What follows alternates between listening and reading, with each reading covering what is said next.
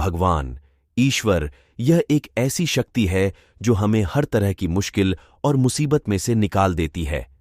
लेकिन ईश्वर का नाम आते ही हम कहते हैं कि ईश्वर को कभी किसी ने नहीं देखा।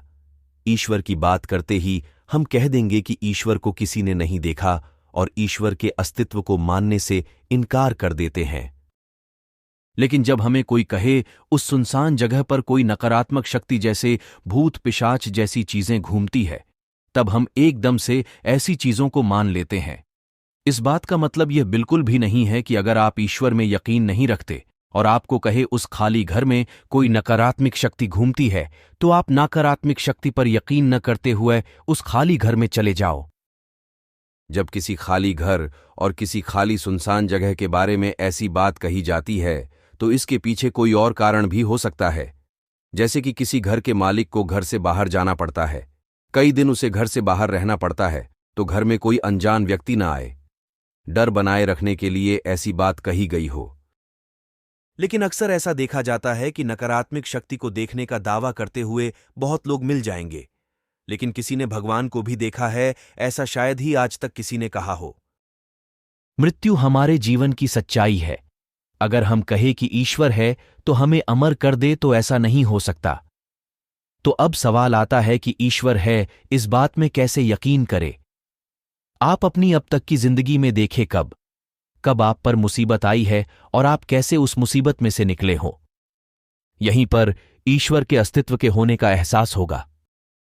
मैं आपको एक कहानी सुनाता हूं। इस कहानी को सुनने के बाद आप ईश्वर की शक्ति को मानने के लिए मजबूर हो जाएंगे। एक गांव में एक युवक रहता था। वह रोज अपने खेत जाता, फसलों को सींचता और खेत की देखरेख करता। हर बार उसकी फसल बहुत अच्छी होती थी। वह अक्सर अनाज का कुछ हिस्सा गरीब लोगों में बांट दिया करता था। दूर दूर के गांव के लोग भी उसे जानने लगे थे। लोग उसके पास आते तो वो हर किसी की मदद किया करता था। वह युवक भगवान को बहुत मानता था। एक दिन घर को लौटते वक्त उसे बहुत देर हो गई।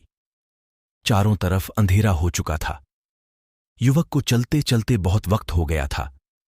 वह समझ गया था कि वह शायद रास्ता भटक गया है। उसे दूर एक पेड़ पर कुछ रोशनी नजर आई। वह उस पेड़ की तरफ गया और पेड़ के पास जाते ही उसे गहरी नींद आ गई। उसे एक सपना दिखाई देता है। सपने में वह देखता है कि चारों तरफ बहुत भारी बारिश हो रही थी। बारिश धीरे धीरे बढ़ने लगी। देखते ही देखते आसपास के गांव डूबने लगे। युवक चौंक जाता है और उसकी आंख खुल जाती है। सुबह हो चुकी थी। वह अपने घर की तरफ जाता है। रास्ते में उसे पता चलता है कि 2 दिन से बारिश होने के कारण आसपास के गांव डूब चुके हैं। कहने का मतलब है कि ईश्वर में विश्वास रखने से ईश्वर हमें हर तरह के मुसीबत से बचाते हैं। ईश्वर को नहीं देखा जा सकता, लेकिन ईश्वर की शक्ति को महसूस जरूर किया जा सकता है।